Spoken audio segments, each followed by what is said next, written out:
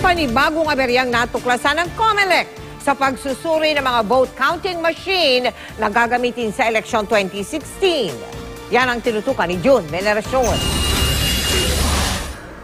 Kumbaga sa katawan ng tao, may mga bagong sakit na namang naglalabasan sa paghahandang ginagawa ng COMELEC para sa eleksyon 2016. Lumabas sa ballot verification test na 1 hanggang 2% ng 50,000 training ballot na ipinasok sa VCM o vote counting machine ang nireject o hindi tinanggap dahil sa talsik ng tinta sa balota mula sa pagkakaimprenta.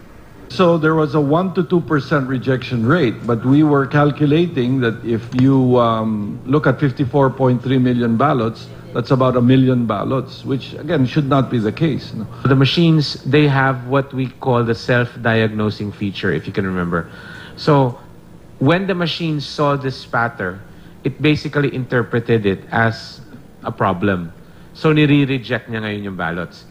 Naglagay ng self-diagnostic feature sa VCM para wag nang maulit ang problema nung nakarang eleksyon tungkol sa mga digital line na nakaapekto raw sa bilangan ng boto.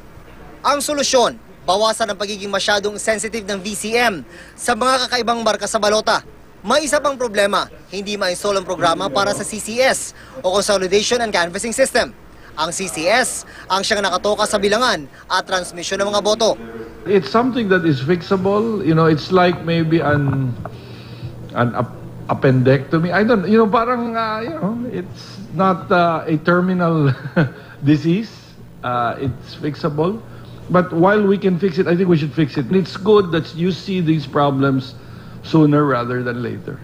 It's an iterative process, and it's just the nature of software development.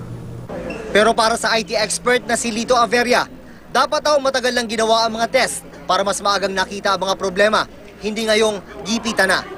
Uneasy because it's getting tighter nga eh. Pag-aaralan doon ng COMELEC ang kontrata ng Smartmatic para malaman kung meron ba itong pananagutan sa mga naglalabasang aberya. Sa kabila ng mga problema, tiwala ang COMELEC na masisimulan na nila ang pag-iimprenta ng mga opisyal na balota sa darating na Lunes o Martes, makaraang maantala ng 3 beses.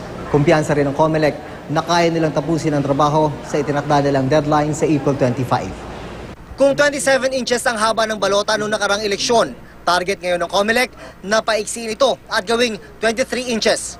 Sa darating na Biyernes naman, ay maidideposito na raw sa Bangko Sentral ng Pilipinas ang mga source codes o mga programa na magpapatakbo sa automated election system.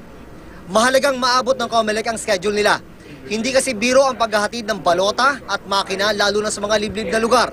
Ang ilan, kailangan pang isakay sa mga bangka at kalabaw, itawid ng mga ilog at mga bundok para umabot sa botohan. June Veneracion, Nakatutok, 24 Oras.